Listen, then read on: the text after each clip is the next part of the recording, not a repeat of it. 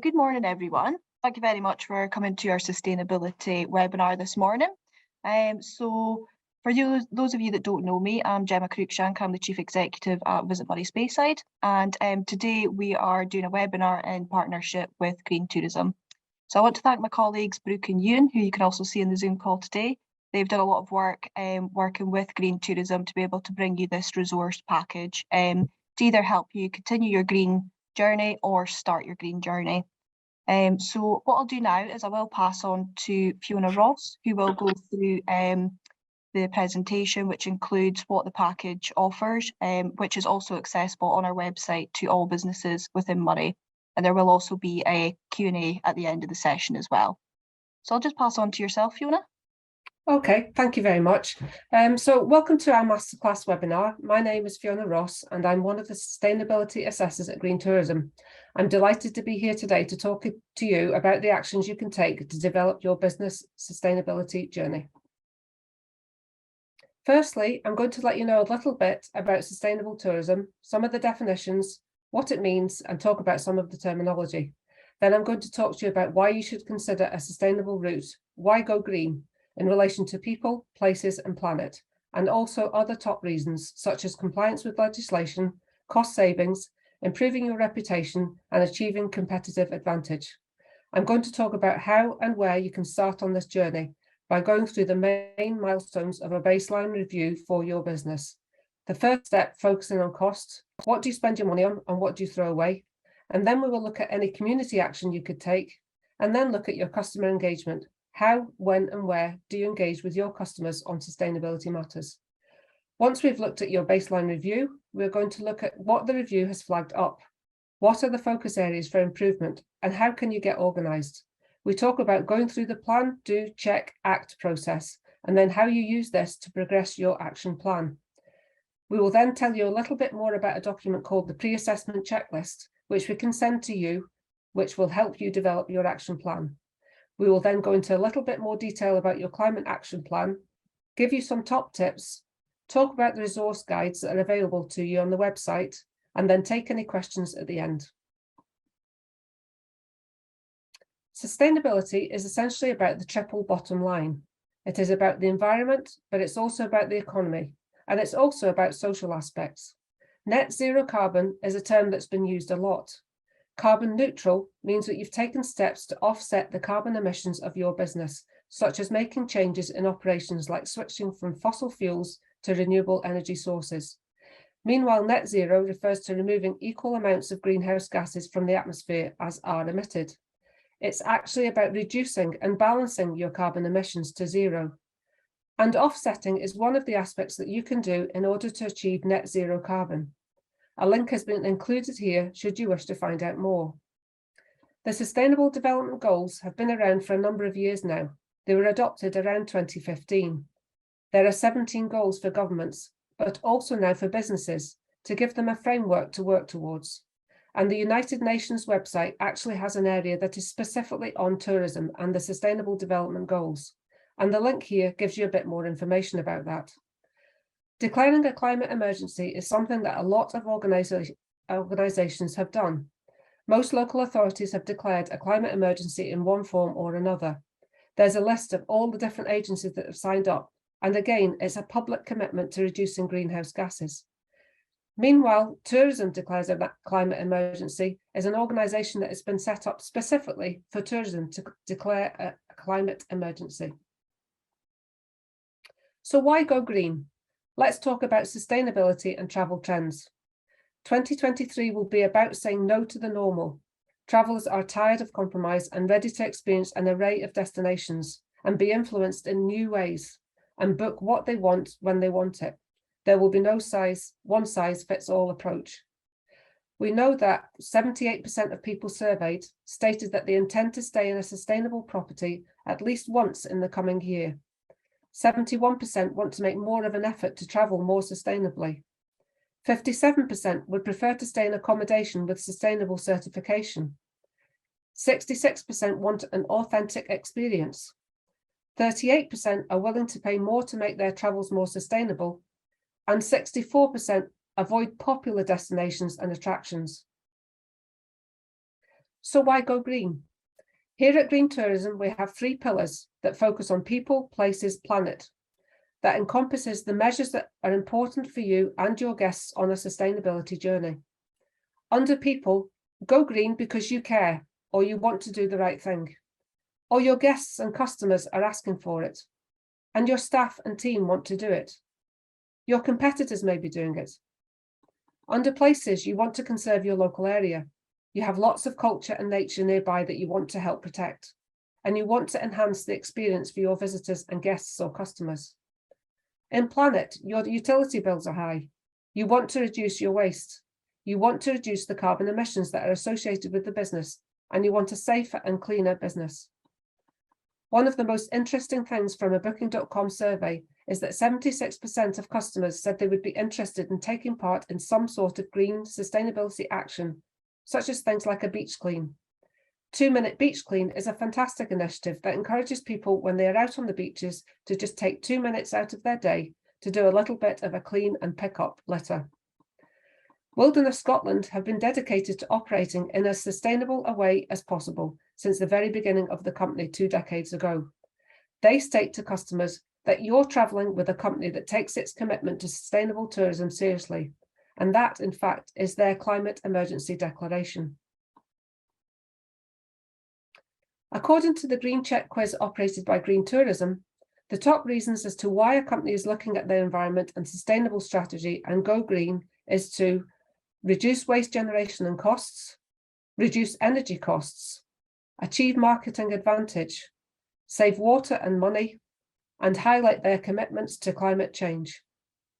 Booking.com identified in their survey that 71% want more sustainable options when they book a break. Meanwhile, Delata Hotel Group state that their sustainability strategy enhances their offering to clients and demonstrates their seriousness about sustainability.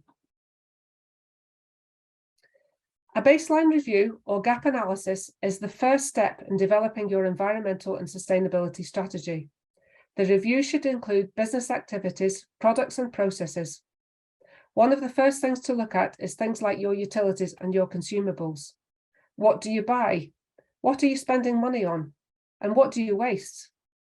What do you throw away in bins? And when was the last time you had a good look in your bins? Waste is always one of the trickiest things to tackle, and it's easier when you've got control over the waste in bins, but when you're dealing with customers, it's difficult to get them engaged and use the right bins. So information, guidance, and labelling for customers is important. Is there a way you can reduce your energy? Can you reduce the water that you're using in the business? Can you be avoiding chemicals when you're cleaning? Are there eco-friendly options you can choose? And what about food and drink? Where are you sourcing it from? Are you highlighting the wonderful local producers in your area? What about all those single-use items? Are there places where you can reduce all the single-use items you have? And then things like office consumables as well. For example, do you really need to print? There are other organisations out there that are available for guidance and support, like the Carbon Trust and Energy Saving Trust. Both have some brilliant information on their website to help get you started. For example, helping you analyse your energy. They've always got details about funding, grants, interest-free loans that you can apply for. And then there's another one that's great, which is Business Energy Scotland. They have a resources hub, training and workshops, and case studies. One example of a review carried out is in Comrie Croft, who got a Gold Business Award by Green Tourism. During the review, it was identified that all staff are very green aware, with some staff having sustainable development background or training. The business took specialist advice from Energy Saving Trust before installation of solar panels and biomass. The business has a biomass district heating system. All the buildings on the croft are heated by a single biomass boiler.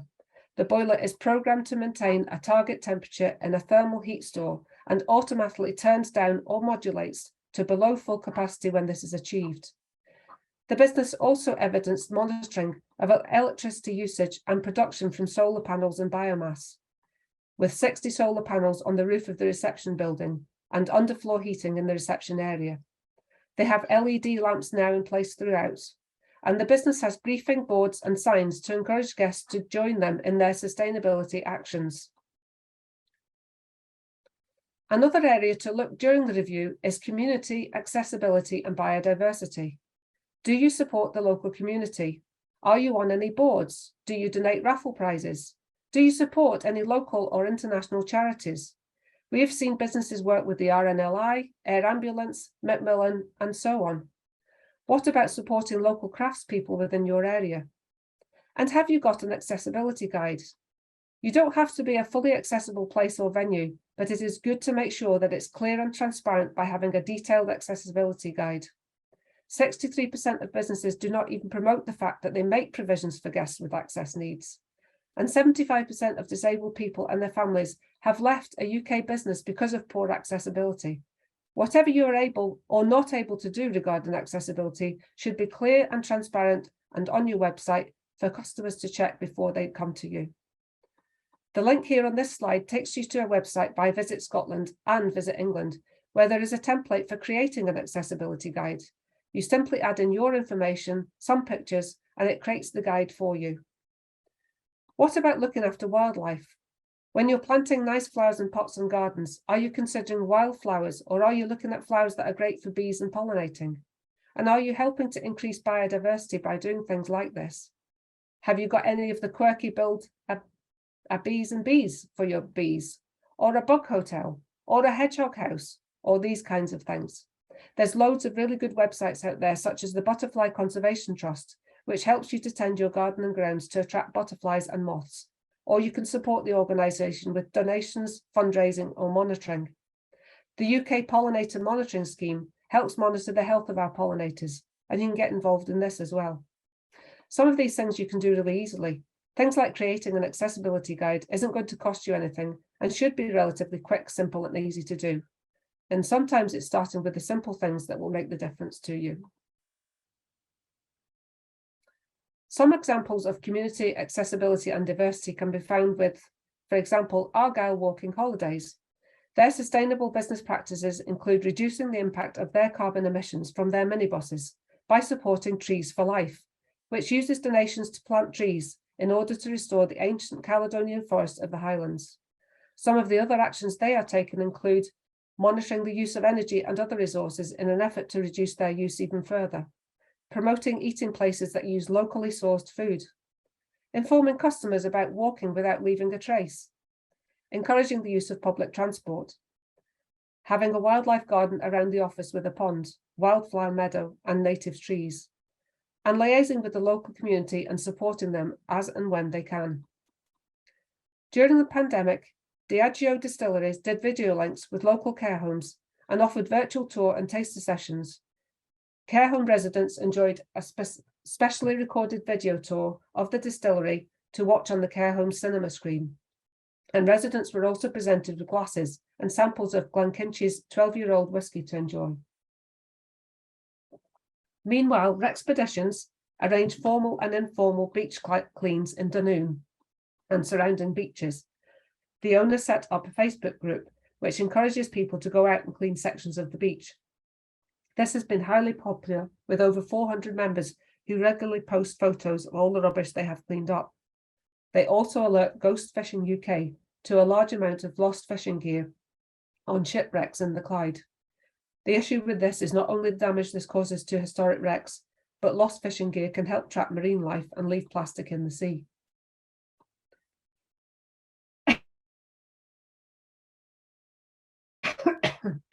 During the review, it is important to consider customer engagement. 90% of the businesses we engage with don't tell anyone what they're doing. Most are taking action, but they just don't know where to start or how to engage with their customers. It's thinking about where, how, and when you communicate. Is it before they arrive at the destination? Is it on the website? Is it on social media? Is it where they're at when they're at site? Is it via notice boards or welcome or guest books? Or do you consider an app that your customer can use? It's also considering what you're going to include in those messages and information, such as local culture and wildlife, community initiatives, what's going on in the local community. Is there a beach clean or a litter pick going on in the area? Or could you even organise one? So what else could your green messages be about? Could you tell them about local attractions? What's special to your area that people should really be looking at? Provide them with information on the wee gems that they're not going to get from a guidebook. Active travel options. Are there bicycle routes, walking routes, public transport, running routes for keen runners and joggers? Recycling, can you tell them about your bin system? Explaining that to visitors and guests can be really handy so that they can use the system you have. Energy and water conservation, commitments and tips, could you tell them a bit more about that on your site? And it's about having information about your green commitments, sharing with them what you're doing, and sometimes encouraging them to look at similar measures they can do when they go home. Grampian Camper Van Hire, for example, use their website to explain that they have implemented a number of measures in their camper vans to reduce the impact on the environment. For example, they have fully equipped vans, so there is no need for customers to purchase one-time use items for their trip. All accessories provided in the vans are reusable, from barbecues to washing bags. Plates, cups, and cutlery are made from bamboo and fully reusable. All cleaning products provided in the vans are eco-friendly and biodegradable and are bought locally, so we are supporting other local small businesses too. Peaks and Pods, for example, who provide self-catering pods in the Yorkshire Dales, take a different approach and use a green board on site that highlights the electricity generated by their wind turbine, directs them to the website for bike rides and walks, etc. They installed a 50 kilowatt per hour wind turbine, and they also installed solar panels on their cowshed roof. Every year, the panels generate around 28,000 kilowatt hours worth of energy, saving almost 15 tonnes of CO2 per year, with any surplus energy being exported to the grid. Cairngorm-Bothes, meanwhile, has a dedicated sustainable tourism page on their website, which highlights the Green Tourism Award Scheme and their Gold Award, and why sustainable tourism is important to them, and the sorts of things they are doing to ensure they are proper custodians of their site, such as working with the British Dragonfly Society to monitor damselflies on the site and the replanting areas of woodland with alder, silver, birch, oak, holly, rowan, and hazel. Dunnet Bay Distillers, meanwhile, promote one of their first steps in their sustainable development journey on their website. They herald their closed-loop return system, a lightweight refill solution for empty bottles of their Rock Rose gin using recyclable pouches. Once these pouches are returned to the distillery, the pouches are collected and recycled into new items. Once you've carried out your baseline review, you need to look at establish an improvement framework, how you're going to put a plan of action in place to green your business. To do this, we're going to follow the Plan, Do, Check, Act system. And if you're not familiar with that, don't worry, we'll cover each of these in turn, starting off with planning. Having a solid plan forms the foundation upon which you can build and improve. And the first step is to decide what it is you'd like to focus on and identify where you'd like to improve. There's no right or wrong answer here. Every business will have their own plans and goals that are important to them. A simple way to look at this, though, is cost, either monetary, time-wise, or in any legislative or regulatory way, which might affect your business. For example, you might have carried out a baseline review and you've noticed that you've got particularly high energy costs. So you might look to reduce your energy as a starting point. The statistic here shows that up to 40% of a business's energy can be used by lighting alone. So is this an area you could look at first? Alternatively, a major focus now is reducing carbon. The UK government is challenging us to build back greener by 2050, the net zero strategy, Build Back Greener, in October 2019, contained policies and proposals for decarbonising all sectors of the UK economy and meeting the net zero target by 2050. Meanwhile, the Climate Change Act in Scotland has committed us to be net zero by 2045. You might therefore look at reducing your greenhouse gas emissions going forward. To start communicating your sustainability journey, create a sustainability policy or a green page on your website. And once you've identified the areas you want to focus on, the next thing is to set targets. And when you set your targets, they should be specific, measurable, attainable, relevant, and time-based. You might recognize these as the SMART targets. Using these 5 points can make it a lot easier to implement your goals going forward. An example of a poor target would be something like, we want to make our business more sustainable. It's a great goal, but as a target, it's not particularly specific and it's difficult to measure.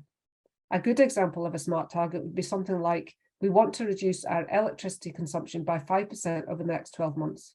It's specific because you focus on electricity. It's measurable because you can measure electricity quite easily. And it's attainable, as a 5% reduction shouldn't be too difficult for most businesses, especially if you remember the 40% lighting stat above. It's relevant too because reducing your energy consumption helps reduce your carbon and makes your business more sustainable. And it's time-based because you've given yourself a time limit of the 12 months going forward. Once you've got your targets in place, you can assign tasks. And for smaller businesses, we recognise it might be the same person for every task. So there's another reason to implement SMART targets, to make it easier on yourself. For the larger businesses, you may have a few people who can get involved. Ideally, you're looking for someone who's going to drive initiative forward or potentially head up a green team. However, the key point here is that it should be the most appropriate person for that task. For example, assigning a maintenance task to somebody who works in the kitchen won't yield the best results because the expertise in the area isn't there. Following the planning phase, we're now on to the do, the check, and the act. Do is both difficult and simple. It's difficult because this is where things go live, and as we all know, life doesn't always run smoothly. But if you've spent good time planning and preparing, it's just a case of implementing your action plan, and hopefully you've minimized the chance of things going wrong by doing so. At the same time, you need to be monitoring and collecting your data. For example, meter reads for energy reduction and feeding that information back into the plan. This will then allow you to check, assessing the measures that you've implemented to see if they're performing well, if there's any setbacks, and what impact they're having on the business, and cross-checking that they're still in line with what you're hoping to do. Review the targets regularly again with routine staff and let them know how things are progressing. Also seek feedback from your staff, your customers, and any other stakeholders that may be relevant as you go forward. With this information, you can then act, and you can use the feedback you've collected from your staff and your stakeholders to seek advice from them or from external agencies and networks or other businesses. You can then use that to establish new goals and progress further onwards. Make sure you celebrate your achievements because we can be quite bad at this, but it's really important to do that in order to keep morale and momentum going. And in the same vein, you'll have a log of where things maybe haven't quite gone to plan, so you can see where the pitfalls are, learn from them, and then feed that straight back into the planning stage for the cycle to continue again. Now we've gone through the plan, do, check, act and have the focus areas for your site. Let's have a look at the action part of the plan in more detail. Your action plan should record key information. It sounds obvious, and it's important to note that your plan doesn't have to contain reams and reams of information, but it should have the key information for that task that will allow you to measure it, because if you can't measure it, you can't improve it. Your action plan needs to be accessible to everyone involved. A big part of sustainability and driving initiatives forward is collaboration and communication. So anyone who is responsible for tasks should have sight of action plans and commitments, the progress or lack thereof, as this will make this a smoother process for all and can be used for your business planning. Keep in mind also that there's no point in developing a sustainability strategy completely away from everything else you're doing in the business, because you do have to review it regularly. Ideally, it should be continuously reviewed, and that links back to who has access to it. If you've got lots of eyes on it, you can see how things are progressing, and you can see any potential hiccups off at the pass. If it's not a continuous review, make it monthly, so at least you've got oversight of your action plan and you can track the progress and the impacts. It's back to the if you can't measure it philosophy. If you can't track it, you really don't know how you're doing or how you're progressing. And lastly, the action plan needs to be revised to reflect the results. If you're halfway through the year and you've found you've already met your targets, or you're badly missing them, you need to revise that to see if you have done absolutely all you can, or to make sure that they stay on track. And that sums up the planning side. Now let's take a look at the pre-assessment checklist. It's on the screen here, but we will send everyone a copy of this to help you develop your action plan. You can use this checklist to help you get started in collating both your evidence for your assessment and for your action plan. It's broken down into 3 pillars, the 15 goals within these, and also the measures within those, so that everything is covered.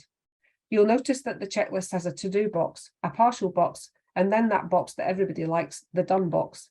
It's got spaces for you to add in comments and evidence and can be shared and contributed to by everyone in the green team. So let's look at people. Communication is the first goal under people, and that really looks at information for customers. It's about sharing your green story on your website, talking about it when you welcome guests as they arrive. Social media is also a great tool for sharing those wins and promoting the good things that you're doing in your business. Awareness in the people section looks at training for yourself and also for your teams. It looks at how you keep everybody informed, talking about current issues, signing up for newsletters, so that you're constantly being kept up to date with what's going on in the world of sustainability. It promotes creating the action plan, which if you start to use this checklist, you're halfway there. It looks at purchasing and supplier screening, and that would be different for different types of businesses. If you're a small business, you might not necessarily have a formal policy or procedure when you're screening your suppliers, but you'll probably know where a lot of your products come from because you'll have developed a relationship and rapport with your suppliers. We find that a lot of our members with smaller businesses are better at this than some of the larger businesses because they have such good relationships. They can tell you where every item on the breakfast plate comes from and will give you directions to the working farm. Community, meanwhile, covers how you're supporting the local community, socially, environmentally, and how you're supporting charities. Health and well-being in the people section is about customer and staff health and well-being. This section has been expanded in the wake of the pandemic. It doesn't necessarily mean you have to have a big spa or leisure facilities. It could simply be promoting getting back to nature, local walking routes and running routes, or having a list of different classes that are available if anybody wants to do exercise when they're on holiday. The equality and diversity section essentially makes sure that everyone's welcome. It supports having an accessibility policy and looks at the ethical practices within the business and having an equality and diversity policy if that's applicable to the size of your business. Places is the next area we cover, and this section looks at destination. This is how we engage customers to be greener, perhaps giving them tips that they can take away with them and do at home. It's making sure that you've got clear signage on your bins so people know what goes where. It's about encouraging them to switch off the lights. I think we've all been yelled at some point in our lives because the room is lit up like Blackpool, but maybe find a more polite, sophisticated way to encourage them. Experiences look at local and specialist experiences. It's sharing those hidden gems that people not from the area would otherwise miss. It's promoting tours and activities that are available in the area. And it's also about low carbon activities where visitors can leave the car and still go out and do something in the area. And if it's applicable, we also look at green meetings and events facilities, if that's something you can provide. The travel part in this section is about promoting, if possible, and I say that because in a lot of rural Scotland it isn't possible, promoting public transport. Tell your guests to relax and they don't need to drive. And you can give them information about buses that are available. Travel also looks at electric vehicle charging points or using electric vehicles yourself. If you don't have an electric vehicle charging point, that's okay. But do you know where the nearest one is? And can you tell your customers that? Food and drink is about sharing all the amazing local produce that you have. Promoting brilliant restaurants and being aware of restaurants to go to if someone is vegan or vegetarian or wants something healthy. This therefore looks at the offering you have as a business, as well as that of local establishments that you might promote. Biodiversity is about planting and creating habitats and refuge for wildlife. It looks at conservation and education and the effects the supply chain can have on biodiversity. The planet section looks at all the topics you'd expect, starting with energy. Energy is about monitoring your energy use, whether that's done by reviewing your bills as they come in, checking them to make sure there's nothing going up drastically, or whether it's working with an external consultant that will help you monitor your energy consumption. It's about lighting, switching over your light bulbs to where required with LED light bulbs. They last longer, which means you're not going to change them as often. Appliances look at replacing old appliances with new energy efficient appliances, and also thinking about the maintenance of existing appliances as well. For example, checking your fridge seal to make sure it's still intact, or cleaning the coils at the back of the fridge, having your boiler serviced on an annual basis. It's these kinds of things. Heating and hot water asks, how is the building heated? Is it a combi boiler because it's a small self-catering property, or do you have a big biomass boiler on site? It looks at using timers or technology to help reduce the amount of time the heating's on. And then it looks at the building fabric and insulation, such as loft insulation, double glazing, etc. Next, it moves on to water, and this is again about monitoring your water. It's about water conservation. Can you add aerators to taps? Can you look at flow restrictors for showers? And it's also about water recovery. Do you have a water butt that you can use for gardening rather than using fresh water? Or do you have some more complex recycling and recovery systems? And it's also about the quality as well. So encouraging customers not to flush things down the toilet and also providing facilities to make sure things like fats don't go down the sinks. The next section is waste. And it's always, again, about monitoring waste. You've got to know what is classified as general waste and what is recycling. And it's about avoiding, reducing, reusing, and then recycling of waste. Recycling isn't the number one option. It's about seeing where you can avoid waste, looking for opportunities to reduce it or even reuse it, and then, if not, looking to recycle it. Could you conduct an audit of your single-use items and see where you can cut them down or remove them? Food waste is looking at having a system that you can implement yourself. That can be anything from a hot box composter in the back garden or larger businesses having their own big Hannah or an IBC. It looks at garden or organic waste. Do you compost it in a heap in the corner and allow the leaves to mulch down? Or do you put it back on the grounds? And have you got a system in place for special or hazardous waste? Do you make sure that light bulbs are disposed of correctly and safely? If you're a larger business, you might actually have an uplift of cooking oil, so it's taken away and turned into biofuel. Carbon starts with monitoring your carbon emissions and is then about managing those emissions, looking into renewables or looking into purchasing from a green tariff if it's 100% renewable. This section also looks at adaptation, which is assessing the risk of climate change on your business. And that's anything from flooding to when it gets hot outside. What systems do you have in place to make sure that your housekeeping staff are comfortable working as they're servicing the rooms? And finally, in this section, chemicals is the cleaning products you use. It's about the products you use in laundry, it's about the toiletries you provide, and it's about pesticides and herbicides as well. And again, this has been looked at in the wake of COVID, where we understand that usage may have differed from previous years. I wanted to talk to a little bit about the climate action plans that are required. It is beyond question now to take action to reduce the amount of greenhouse gases we are emitting globally. To this effect, 193 countries have signed up to the Paris Agreement, which looks at tackling global climate emissions and change. To date, more than 70 countries, including the biggest polluters, China, the United States, and the European Union, have set a net zero target, covering about 76% of global emissions, with the rest expected to follow in the next few years. While this is a great starting point at a government level, action has to be embraced by organisations and individuals too. Developing your climate action plan looks at several actions you can now take to reduce your own emissions and to help achieve government and global net zero ambitions. These actions include measuring your own carbon footprint, establishing exactly how much greenhouse gas emissions you produce, and from where is one of the first steps to reduce your carbon footprint. You will need to measure your emissions across scopes 1, 2, and 3, where scope 1 are direct emissions that occur from sources that are controlled or owned by you. Emissions associated, for example, with fuel combustion in boilers, furnaces, and vehicles. Scope 2, meanwhile, covers indirect emissions from purchased electricity, steam, heating, and cooling. While Scope 3 are emissions that you're indirectly responsible for example, when you buy, use, and dispose of products from suppliers. You need to look at greening your value chain. For most businesses, their value chain emissions, i.e. Scope 3, will be the largest contributor to their carbon footprint.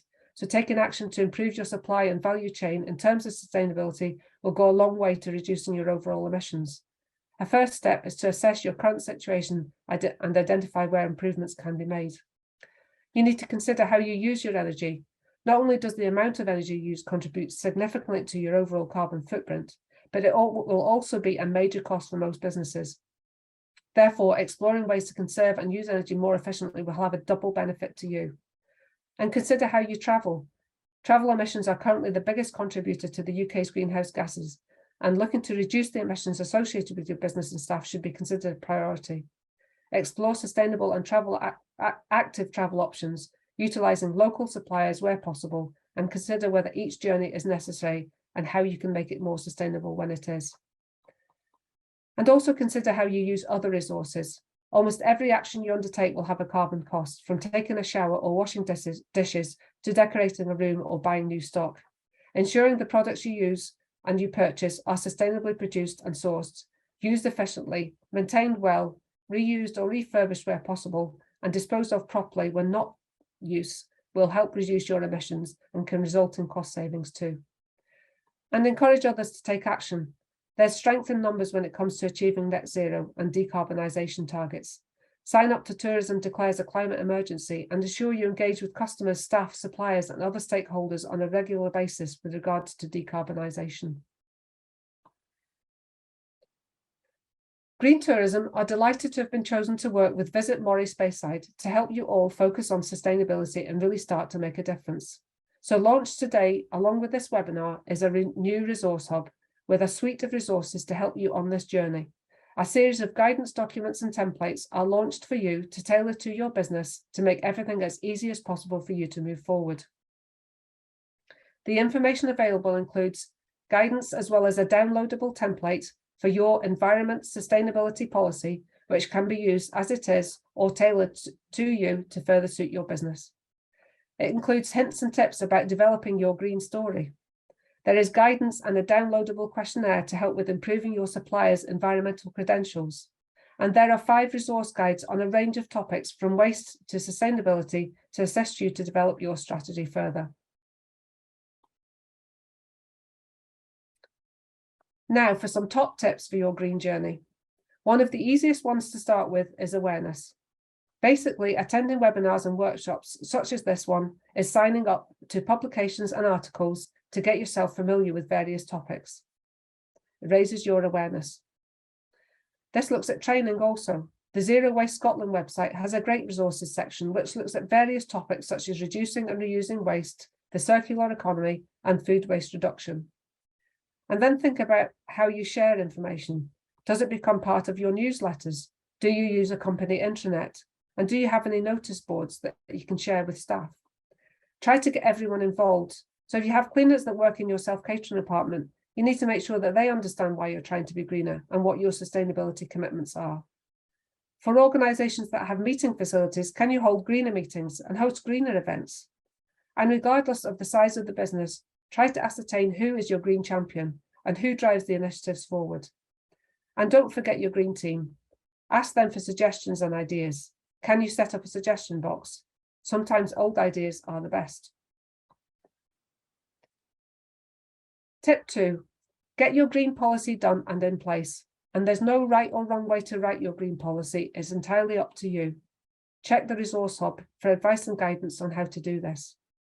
This is where you share your green commitment as a business and as an organisation, so it needs to be meaningful to you. It needs to be easy to understand and not too technical, so that everybody can understand it, the team, the customers, and the guests. It needs to be concise and straight to the point. Ideally, it shouldn't be too wordy, and if you're going to share it with customers, keep it to 1 A4 page, and you can always add a link in to a more detailed description or policy at the end. It should talk about your commitment to legal compliance, but also your continual improvements in all aspects of sustainability.